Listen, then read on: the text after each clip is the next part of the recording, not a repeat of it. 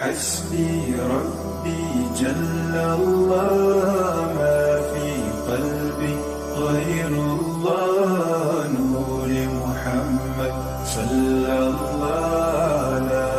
إله إلا الله۔ ایک تو یہ کہ مرتد کسے کہتے ہیں، تو یہ لفظ ہے عربی زبان کا جو رد سے بنا ہے، رد، را دال اور دال اس کا مادہ ہے، رد، جس کا معنی ہوتا ہے واپسی۔ اس میں سے مرتد باب افتعال میں سے صیغہ اسم فاعل ہے جس کا معنی ہے واپس لوٹنے والا، تو یہ مرتد کا لفظی معنی ہے۔ شرع شریف میں اس شخص کو مرتد کہتے ہیں جو کہ پہلے مسلمان تھا، پہلے میں اسلام پڑھتا تھا، پہلے میں اسلام پڑھنے اور مسلمان ہونے کے بارے میں اظہار کرنے کے بعد وہ اپنے منہ سے کفر بکے یا کہیں کفر وہ کسی کتاب یا کسی تحریر میں لکھے اور سمجھانے کے باوجود کہ یہ کفر ہے، اس سے ہٹ جاؤ، وہ پیچھے نہ ہٹے بلکہ اس پر اصرار کرے اور ڈٹ جائے،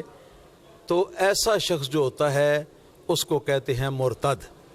یعنی جو مسلمان تھا اور مسلمانی سے وہ پھر کر، مسلمانی سے وہ گھوم کر پھر کر تو وہ کفر کی طرف آیا ہے، اسے مرتد کہتے ہیں۔ اور مرتد کے لیے لازم ہے کہ پہلے وہ مسلمان ہو۔ لہٰذا اگر کوئی کافر کفر بکتا ہے،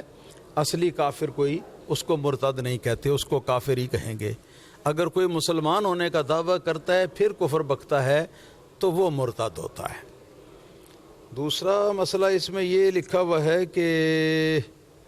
کیا ایک مسلمان اپنا مذہب چھوڑ کر کسی دوسرے مذہب میں چلا جائے اور دوبارہ اس کو دائرہ اسلام میں آنے کی اجازت ہے؟ اس کے بارے میں بتائیں۔ مسئلہ یہ ہے کہ جب کوئی آدمی مرتد ہو جائے تو حکومت اگر اسلامی قائم ہو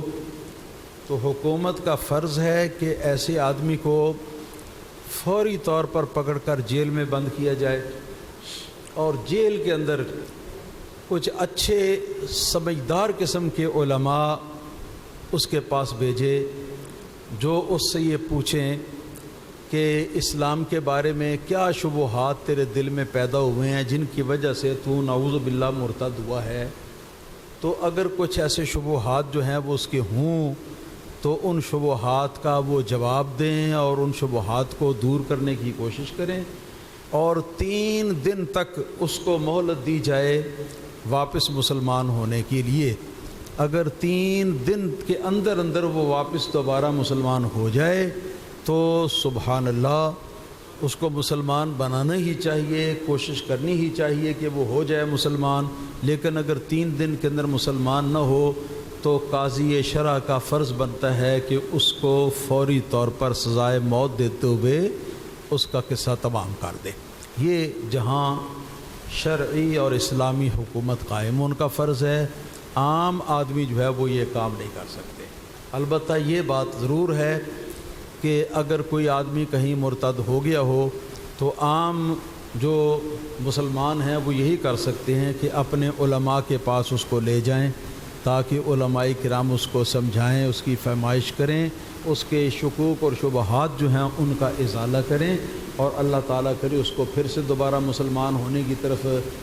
رغبت حاصل ہو اور وہ مسلمان ہو جائے۔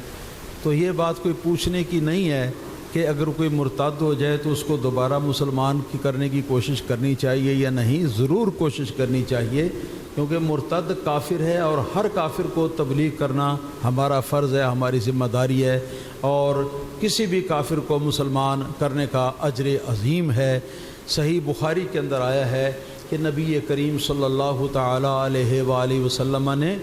مولا کائنات سیدنا علی مرتضیٰ شیر خدا رضی اللہ تعالیٰ عنہ کو جس وقت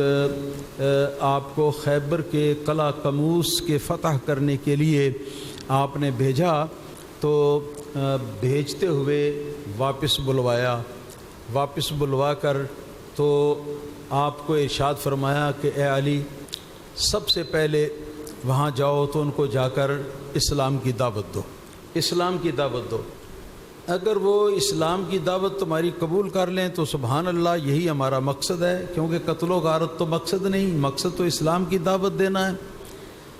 اور اگر اسلام کی دعوت نہ دیں تو سنو، اس وقت تک ان پر اٹیک نہ کرنا، ان پر حملہ آور نہ ہونا جب تک کہ وہ خود پہلے حملہ آور نہ ہوں۔ اور پھر ارشاد فرمایا کہ اے علی خوب تحمل اور بردباری کے ساتھ اس کا انتظار کرنا ہے کہ وہ یا تو دعوت اسلام قبول کر لیں اور یا وہ حملہ کرنے میں پہل کریں، اپنی طرف سے حملہ نہ کرنا۔ پھر ارشاد فرمایا کہ سنو، لَأَن يَهْدِيَ اللَّهُ بِكَ رَجُلًا خَيْرٌ لَكَ مِنَ الدُّنْيَا وَمَا فِيهَا، کہ اے علی سنو، اگر تمہاری وجہ سے اللہ تعالیٰ کسی ایک بے ہدایت آدمی کو ہدایت عطا کر دے، کسی ایک بے ہدایت کو ایمان نصیب کر دے، تو تمام دنیا اور دنیا کے اندر جتنی نعمتیں ہیں ان سب کے مل جانے سے زیادہ بہتر ہے تمہارے حق میں کہ تمہارے ذریعے کسی کافر کو ہدایت مل جائے یا ایمان مل جائے۔ تو یہ بہت بڑا ثواب کا کام ہے، اتنا بڑا ثواب کا اور کام کوئی نہیں، تو ضرور اس کو مسلمان کرنے کی کوشش کرنی چاہیے۔